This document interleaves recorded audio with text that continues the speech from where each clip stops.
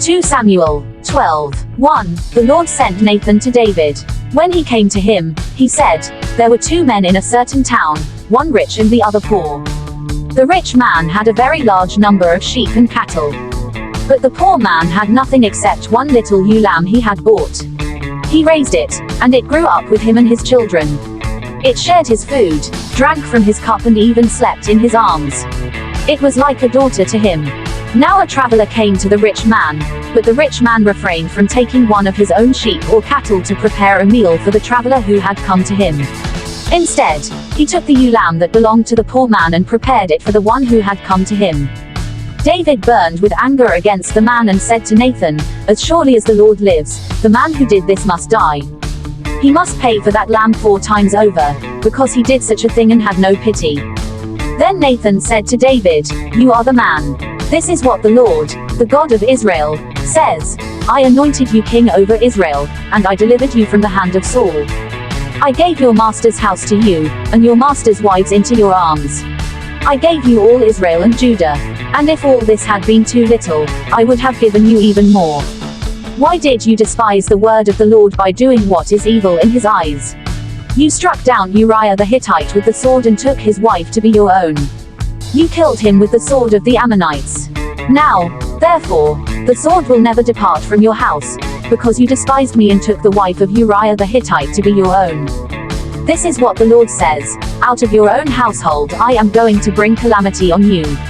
Before your very eyes I will take your wives and give them to one who is close to you, and he will sleep with your wives in broad daylight. You did it in secret, but I will do this thing in broad daylight before all Israel." Then David said to Nathan, "I have sinned against the Lord." Nathan replied, "The Lord has taken away your sin. You are not going to die. But because by doing this you have shown utter contempt for the Lord, the son born to you will die." After Nathan had gone home, the Lord struck the child that Uriah's wife had borne to David, and he became ill. David pleaded with God for the child. He fasted and spent the nights lying in sackcloth on the ground. The elders of his household stood beside him to get him up from the ground, but he refused, and he would not eat any food with them. On the 7th day the child died. David's attendants were afraid to tell him that the child was dead, for they thought, while the child was still living, he wouldn't listen to us when we spoke to him. How can we now tell him the child is dead? He may do something desperate. David noticed that his attendants were whispering among themselves, and he realized the child was dead.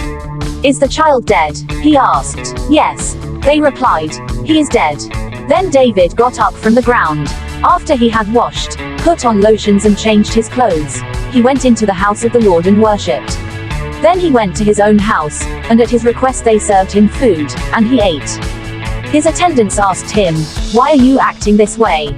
While the child was alive, you fasted and wept, but now that the child is dead, you get up and eat." He answered, "While the child was still alive, I fasted and wept. I thought, who knows? The Lord may be gracious to me and let the child live. But now that he is dead, why should I go on fasting? Can I bring him back again? I will go to him, but he will not return to me."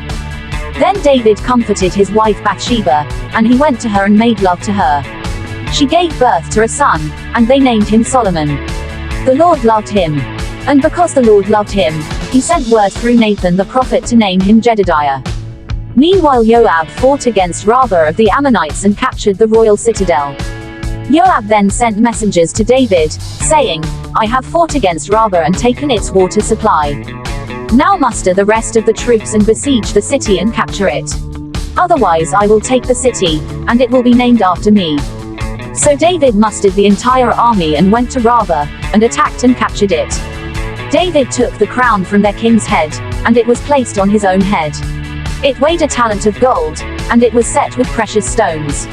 David took a great quantity of plunder from the city, and brought out the people who were there, consigning them to labor with swords and with iron picks and axes, and he made them work at brickmaking. David did this to all the Ammonite towns. Then he and his entire army returned to Jerusalem.